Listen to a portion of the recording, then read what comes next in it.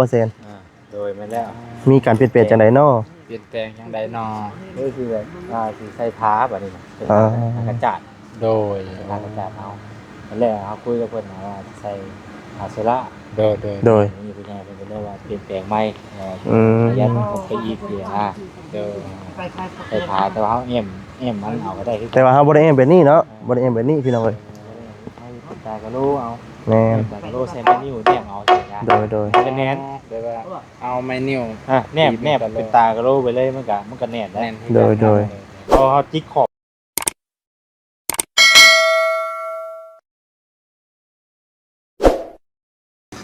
พี่น้องเอ้ยเนาะตอนนี้ทางสร้างเพิ่นกำลังดำเนินการเข้าน้ำซ้ำปลาแล้วเพิ่นก็บุกเลยพี่น้องเอ้ยเนาะตัวต่ำอยู่พี่น้องเอ้ย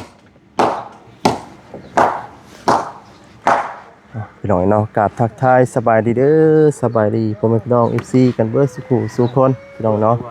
พบพอกันคือเก่าพี่น้องเอ้ยเนาะมื้อนี้ก็เฮือนเอ้ยนวลพี่น้องเอ้ยถือว่าทั้งสร้างเพิ่นก็เข้าแล้วเนาะบ่ได้ดูหลายพี่น้องเนาะเลยบุกต่อเลยเนาะ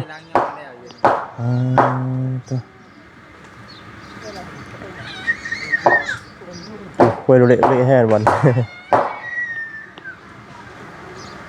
สูงเจินเทิดวันน้องเอ้ยครับเป็นยังสร้างเพิ่นก็เฮ็ดอยู่5คนพี่น้องมี5คน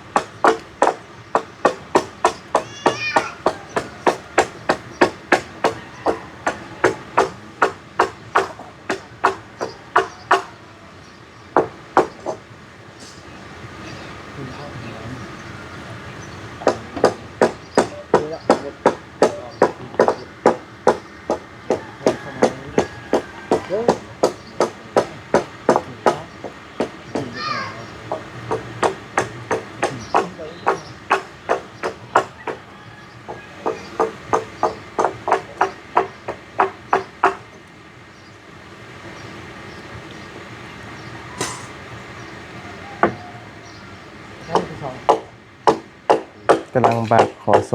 เลยเนาะ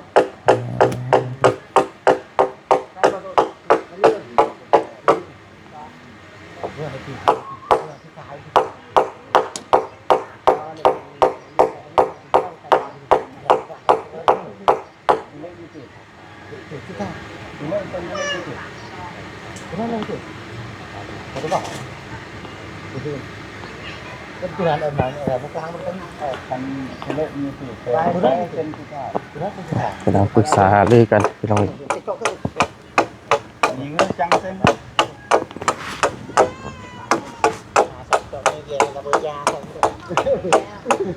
ถอดเลยถอดเลยถอดตัวเลย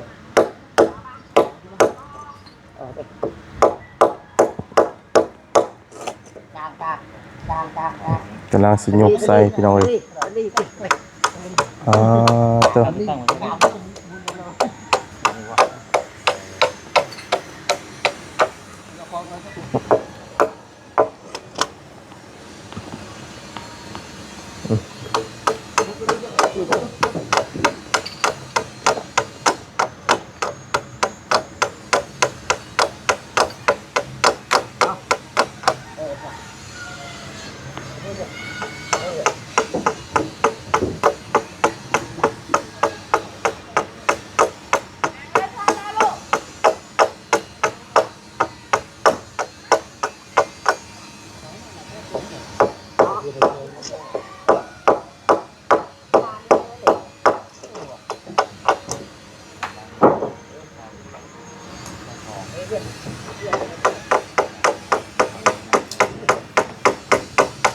itu orang siang kan.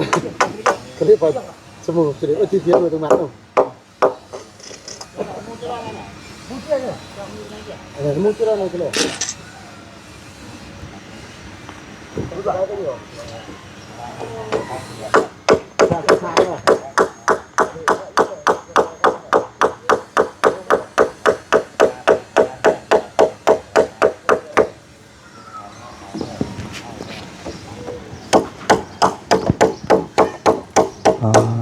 พี่น้องเนาะตอนนี้ก็ทั้งยุกอยู่ได้พี่น้องเนาะ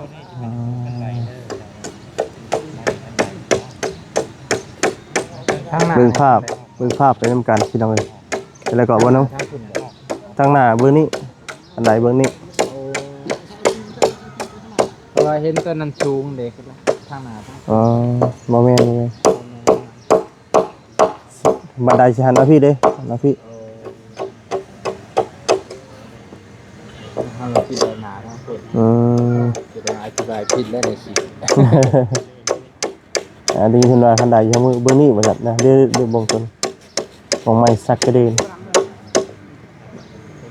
เพราะว่าเพิ่นต่อมาเพื่อได้บ่น้องเนี่ยชนทางนี้เด้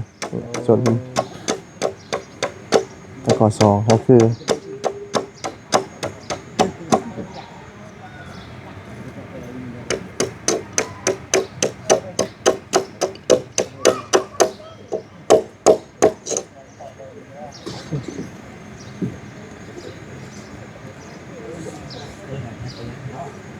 ระวังเด้อว่าเสือนเด้อเนาะชุดไม้ได้บ่บ่กล้าเข้าใกล้เลยญาติ ต้นยกต้นนี้โหมันเอียงนะสิ โอ้ยมาบ่ทันช้ำพี่น้องเนาะบ่ได้ยกน้ำเพิ่นช้ำขอโทษกับไฟน้ำเวลาพี่น้อง จำบิดนี่บ่มีฮอดคนไปเห็นแล้วคนหลายคน เริ่มมาเลยเนาะ แม่นแต่9 โมงแหละ โดย หลายขึ้นไปอยู่มากก็บ่ได้นักโดยโอ้เบ็ดเฮ็ดเวียกเฮ็ดงานนี่เด้เฮ็ดเวียกหลายคนก็แล้วไว้เฮ็ดเวียกแล้วหน่อยแล้วคนก็นานแล้วสมกับว่าสามัคคีเด้ แม่นสามัคคีคือพลังพี่น้องเอ้ยถือว่าด่วนพี่น้องเนาะทางสร้างเพิ่นก็ว่ามีงานต่ออีกอยู่ซั่น2-3 งานนี่แหละบ้าน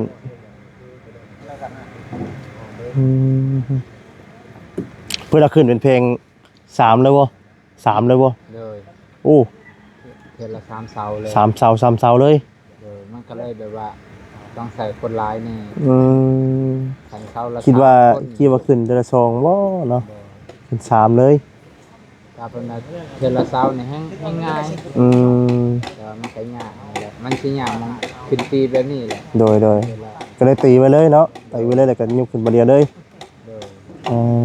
เฮาก็เคยเห็นคือกันเฮาก็เคยเห็นเขาเอาขึ้นโดยแม่เขาตั้งประการดิใครอยู่ในหมดโต๊ะเนาะ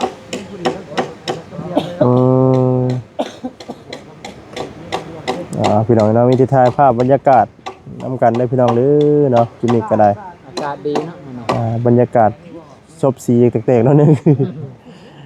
ไปเกี่ยวข้าว2 มื้อหน้าแตกเลยพี่น้องนะครับสวัสดีเกี่ยวแล้วล่ะบ่ไปเกี่ยวซอยเพิ่นซอยทั้งแม่ตู้ทั้งน้าสาวหน้าแตกพี่น้องเราบ่กล้าเข้ากล้องมาสวัสดีก็ได้มื้อนี้น่าจะของแล้วน่าจะของปีนี้ได้ลายอยู่บ่ ปีนี้ลุบทุนบ่น้องเอ้ยลุบทุนปีนี้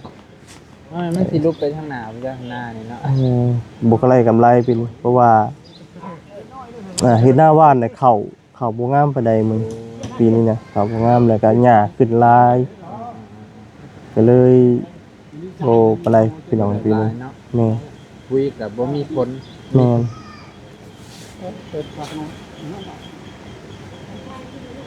ไปดีให้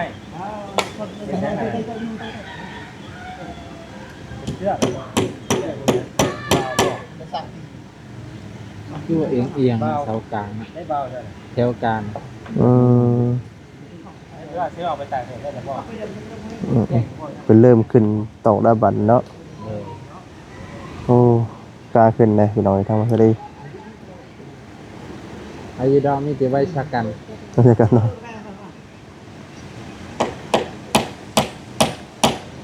พอสร้างเนี่ยเขาเอิ้นว่าผู้รับเหมาเลยเนาะ แม่ เพราะว่าได้ไปเหมาหลาย แม่แม่ ทางอยู่ไทยผู้รับเหมาเนี่ย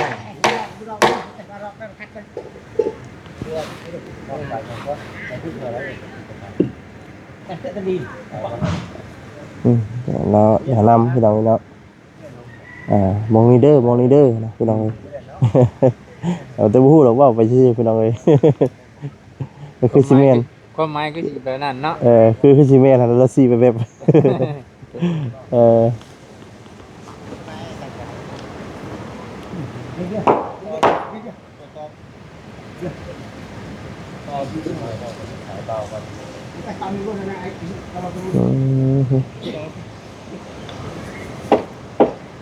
ตั้งกันได้ครับ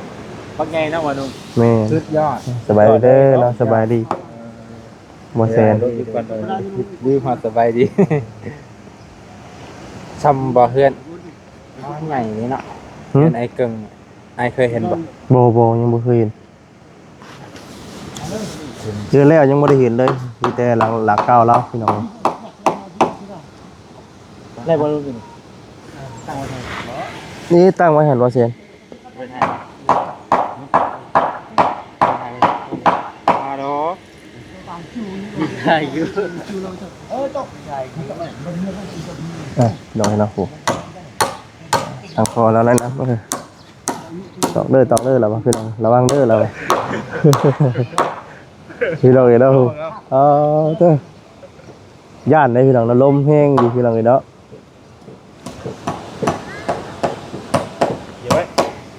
พุ่นเบิ่งหน้าพุ่นได้เจพุ่นได้เจบ่มันดินบล็อกพุ่น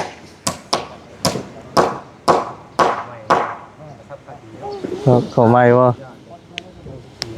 ปั๊บกูบ่กดบ่งอพอคือมือเลยมันงออีกดอกครึ่งนึงครับงอแล้ว จนมีสูตรเด้นี่เนาะกั้นใจบ่เนาะ แต่ว่าแม่นไปจมคาถาก่อนบ่เพราะว่าไม้เนี่ยแกนอยู่เด้เสา พี่น้อยเนาะป้าเด้อ ชื่อเอาไม้เขาหาชาวไม้กับชาวเก่านี่สู่เอาเก่าบ่ได้แล้วโอ้โห มันมีแกนเนี่ย มันเลือดแต่แกนแล้วกันโตใหม่มองกินได้ มันกินบ่ได้แล้ว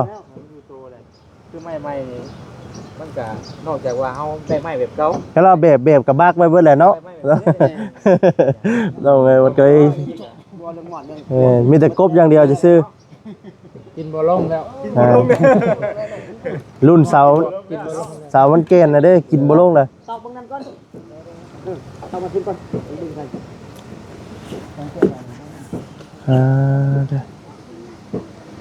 ลมกับพอสร้าง หรือว่าจะเอาส่วนดึงก่อนก็ได้ตอกส่วนดึงก่อนก็ได้ ของอื่นพอสร้างคืออยู่เฮือนน้องสายฟ้าเนาะอันไหนให้มีผู้เดียว ผู้เดียว โอ้ยขึ้นลงอยู่ แม่นพี่น้องเอ้ยนะอันนั้นน่ะผู้เดียวแล้วเฮ็ดมาผู้เดียวเลยบ่มีลูกน้องเราลูกน้องมาเฮ็ดน้ำโอ้ยบ่บอก มือกะน้ำทิพย์นี่ก็ บ่ มื้อ น้ นะ องก็สิไปเป็นลูกน้องอยู่ดอก ตอนนี้ก็เฮ็ดห้องน้ำแล้วล่ะบ่พี่น้องเอ้ยเนาะ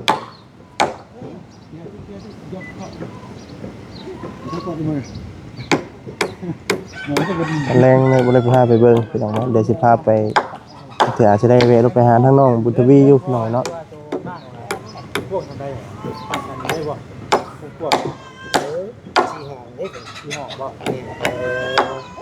คุณชื่อตอนนั้นเนาะ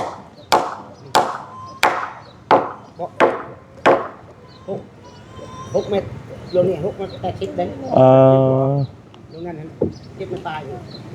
ผมเมตร80กัน7เมตรปลาย แม่ อ๋อ มันเก่าเขานี่นะ โดย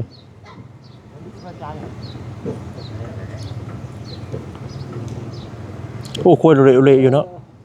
เพราะว่าตอกยึดทางนั้นยึดทางนี้เดี๋ยวมันก็แข็งแรงมัน เด้อครับเยอะ จ่ายไปแล้วเดี๋ยว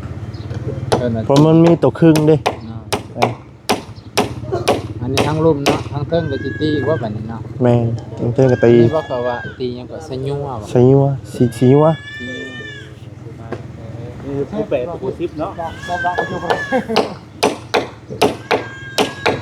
เบิ่งสร้างตีกัน ตัว บ่ ต พู อก ด ตอก เด้ ตอกตอกตอกตอก มีสูตรเนาะต้องมีตักๆนะเอาละใส่โป๊กโคตรมาได้ อืม ไม่อะพอดีต่อมวนเนาะพอดีต่อมวนลุกคุยเลย ยางมาพี่เลย โอ้ตายมาเลยพี่น้องโอ้โอ้โอ้ โย่ระดับกัญญาสินมาเลยนี่เด็กเขียนกัญญาสิน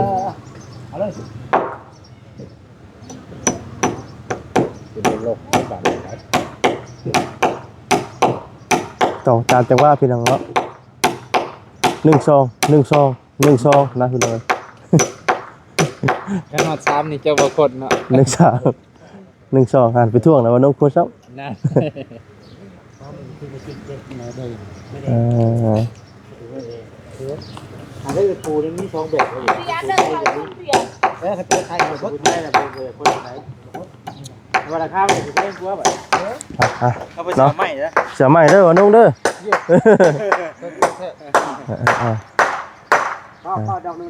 ต่อตามจังหวะ ขวดเอ็มร้อยที่ว่ามันชายมันกินน้ำนี่เลยเก็บในกระสอบแล้วทหารเด้อมันจะเดี๋ยวรถสีเหยียบเด้อ 1 2 1 2ที่ตอกตะปู ตรงนี้ก็เนาะ พี่น้องเลยเนาะ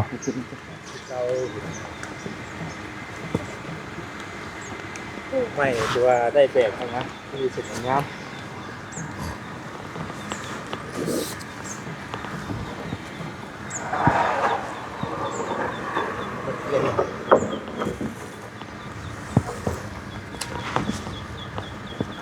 เบิ่งบรรยากาศมันกันไปแบบยาวๆเรื่อยๆไปทางเลยให้อยู่คนเห็นหลายคนเป็นสร้างทุกคนเลยเนาะ แมน ท่องเที่ยวนะแบบว่า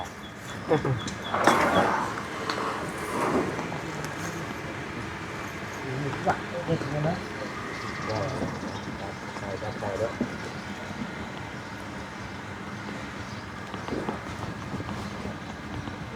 นี่ตอกเทิงนะบัดนี้เนาะ เอาไว้ผมไม่นึง เขาซองบ่คือบ่คือบ่อยู่เทิงเพิ่นเอิ้นคือบ่ คือที่ข่อยก็บ่ได้ฮู้แหละ เทิงคือบ่ เพื่อนแหละ แม่นบ่ค่อยคือกันนี่แหละ เขาถามว่าปัญหาเดือยไม่เดือยต่อเพิ่นก็ว่าอันนี้เป็นอันนี้อันนี้เป็นอันนี้เดี๋ยวไปแยกแยะมึนตึ๊บ ออกไปแล้วเพิ่นซื่ออ๋อ อันนี้เข้าใจเองเลยว่าดิว่า ตัวใดเป็นคือเป็นค้างเนาะ เขาชอบไปว่ะ ที่ได้เฮาก็ฮู้เฮ็ดฮู้ไปนำทีหน่อยเนาะ ในคงฮู้ไปนำเนาะ แม่น เป็นลูกไปนำ แม่น ห้องปันห้องมื้อนึงเป็นเองเด้อ เอาลงอีกว่าซั่นชูงหลายลมหาแน่ว่าค้ำไว้ เขาเป็นแบบว่าสร้างเป็นแบบนั้นทุน แม่นเป็นงานบ่นะเป็นงานทุกคน ถ้ามันเอาผมมาใส่กดได้ กำลังสีบักพี่น้องเนาะ เดียวเลย ตอนนี้ทางมูลที่เพิ่นกำลังดำเนินเดินทางมาพี่น้องเนาะว่าสิมาย่อซอย ตาม น้ำกันพี่น้องเอ้ยเนาะ ตาม ไปนำไปกินไปนำเนาะ กับบ่าวสาลีเลยนะ สวัสดีเด้อเนาะสบายดี เด้อเด้อ ทางบ่นง เด้อ พี่น้องเอ้ย สบายดีบ่าวแสน เอ้ย ก็ได้มาตั้งแต่เช้า อืม มากับผู้ดีเป็นย่อแล้วนะ เด้อมากับย่อแล้ว บ่ บ่ได้ฮึบอึบอึบเพิ่นซ้ำเนาะใช้เสียงเพิ่นซ้ำว่ะ มีแต่บ่าวนงปึ๊บอย่างเดียว ปล่อยซาวใช่ว่าสิว่าใช้เสียง แม่นบ่ได้ยกได้ ใช้เสียงดิ หมออันแบบม่ำไปพุ่งบ่เห็นฮึบชื่อบ่ ก็ได้นับ1 2 3น้ำเก่า เอาอย่าอู้กันไปพี่น้องเอ้ยเนาะ เห็นแล้ว สอนใช่เพิ่นคือเพิ่งหัวสูงจังเนาะ โดยครับ เสาอีกเสาโทบ่ นี่เพิ่นใช้ข้อ2แล้ว3จุดนี่แล้วเป็นก็สิเอายายตรงเลย ตรงนำ คิดว่าเสานั่นได้เสาเอกเสาโทเห็นสูงกว่าหมู่นะ บ่แม่นเนาะติ แน่ไปเห็นมาอ้าวบ่แม่นเด้อว่า แต่ว่าวันใดนี่เฮ็ดเบิ่งนี่บ่แซ่น แม่นี่เด้มันเสียขึ้นไปทีเด้ อืม ที่ เด้อ มาถ้ามีหนา หันบันไดหันหน้าไปทางรถบ่เซนเนาะ มันได้เฮ็ดจังซี่เนาะ แม่น ลง เจ็ จั ด งซี่ แม่นเจ็ดสิ พอมาถึงนี่แซกออกมาอย่างนึงเลย อ๋อ นี่เขาได้เลย เด้อคำสั่งเป็น เพราะฉะนั้นมันก็จะเป็นในคณะคือ โดย คณะการสถาน โดย อันนี้เนาะการอยู่ไปท อืม ำช่องห้องเป็นช่องห้องนะอะไรเป็นช่องห้อง เฮ็ดสองห้องนอนเนาะ มาลูกจ้าแล้วก็หลายเลย เด้อ อืม ขนาดนี้ยังน้อยนะคันบัดใหญ่ขึ้นมาว่า ก็อยากอันพอจะได้ประเด็นที่ เออ อันก้อนใหญ่ไปก้อนบุรีอุ่น แต่ว่าก็ดีอย่างหนึงมันสูงอนาคตอ่านบ่แน่ นั่นแหละ ลูกหลานเพิ่น แบบมีเงินมีคำเนาะเฮ็ดเฮือนก่อเฮือนก่อ สร้างเพื่อไว้นะ เฮ็ดก่อไว้ ไม่สร้างเพื่อคุ้มสูงไว้คือนะ อืม แต่ว่าห้าโมเพราะว่าเคยได้เสนอเรื่องหนังเรื่องแต่ว่าแซนมันต่ำเลยได้เจ๊ใหม่ โอ้ ได้ลุกขึ้นไปสร้างตีนเสาใหม่ก็ยังต่ำนี่คือเก่าอยู่ แน่ เออ เปลี่ยนหลังนี่ เรื่องคุ้มสูงนี่ได้ประสบการณ์จากตัวนั้น เอาก็ได้บทเรียนมาเลยเนาะมีประสบการณ์มานำเลย พอเพียงเลยหนาชาวตัวนั้น อืม เปลี่ยนหลังนี่มีสิบ่ผิดหวังแล้วบัดนี้เนาะ เลย แต่งามออกตามแบบ มาเข้าใจเลยทางวันที่กว่าต้าเพิ่นเนาะ ก็รู้สึกว่าสิสั้นๆนะ กินข้าวก็เพิ่นจริงๆเพิ่น เบาเป็นหิวเข่านะ สั้นนะ กินข้าวเศร้าอยู่ บ่ทันได้กินข้าวเช้า เพราะว่าขัดเป็นเบาน่องเนี่ยหน้ามืดตาลายคล้ายจะเป็นลมเนี่ย เออ ขัดไม่ได้กินข้าวเศร้าเนี่ย โดยพี่น้องเนาะคือได้ยินว่ามีการเปลี่ยนแปลงบ่เซน โดยมาแล้ว มีการเปลี่ยนแปลงจังไดเนาะ เปลี่ยนแปลงยังไดนอ นี่คือแบบสีใส่ผ้าแบบนี้นะเป็นกระจาด โดย ทางกระจาดเอาแล้วเขาคุยกับเพิ่นว่าใส่โซล่า โดย โดย นี่คือไงเพิ่นก็เรียกว่าเปลี่ยนแปลงใหม่ อืม ยันไปอีกเดียวโดย ใส่ผ้าแต่ว่าเขาเอ็มมันเอาก็ได้คือ แต่ว่าเฮาบ่ได้เอ็มแบบนี้เนาะบ่ได้เอ็มแบบนี้พี่น้องเอ้ย ให้ตากระโลเอา แม่น ตากระโลใส่แมนิ้วเนี่ยเอาสินะ โดย เป็นแนน แปลว่าเอาไม้นิ้ว แนบเป็นตากระโลไปเลยมันก็แนนได้ แน่น โดย เขาจิกขอบมันดิจิกขอบจิกใช่ที่อย่างมันก็แนนถ้าเขาใส่แบบเปื้อนใช่หรอน่ะมันเทไว้ โดย แม่ก็ถือว่าคักอยู่ในขณะการใส่ได้หลายปี โดย จนตาลูก แต่ว่าเรื่องการสุขภาพมันเป็นว่าอย่างว่าเพิ่นก็ยังบ่ทันให้คำตอบนะ อืม รอเบิ่งก่อน แต่ว่าทั้งพอสร้างว่ายังราคาเดิมเนาะ เบิ่งร่วมกันครับทีมงานเป็นนั่นแหละ โดย แต่อ่านบ่แน่เนาะเป็นรถให้ก็มี อืม เพราะมันก็สิไวไปกูกันนี่ โดยไวกลัวา นี่มันเป็นแพทย์เนาะเปิ้ลใช่ เส้นอย่างแรกอ่ะมีแต่มาแต่งนั่นแหละไปเป็นกันดู โดย ครั้งนี้ยังบ่เป็นเนี่ยจะเป็นตู เปลี่ยนปูยังบ่มีเนาะสั่งสังกะสีมีแต่ว่าบ่เซน แต่สิยังบ่มี ยังบ่มี สังกะสีก็ อื ยั ม งแปลง เปลี่ยนปูก็ยัง เป็นก็ยังเป็นปูก็ยังบ่ทันได้มีงบซื้อ โดย สังกะสีก็ยังบ่ทันได้มีงบ โดย เส้นทางก็ยังบ่มี โดย คือเขามีในส่วนที่ซื้อแหละ โดยโดย เฮ็ดไปก่อน ว่าไงก็มีแต่ส่วนที่ว่าเฮ็ดตอนนี้เนาะ ตามเห็น นะ นะ ตอนนี้พี่น้องเอ้ย จะได้ยุติไปจ้ะ แหม่ พี่น้องเนาะแต่ว่าท่านใดเนาะอยากสุดจากซอยเนาะก็ยินดีพี่น้องเอ้ยเนาะเป็นสะพานบุญให้เด้อพี่น้องเด้อเนาะตอนนี้ก็ให้สร้างคนเฮ็ดไปก่อนพี่น้องเนาะทางวันนี้ก็สิได้ขอจบคลิปซะก่อนเด้อพี่น้องเด้อเนาะติดตามนำกันพี่น้องเอ้ยเนาะผิดพลาดจังไดก็ขอโทษขออภัยนำพี่น้องเนาะนำลาพอจากไปก่อนแล้วเนาะอยู่ดีมีแฮงทุกท่านทุกคนเนาะสบายดีเด้อพี่น้องเด้อเนาะสบายดี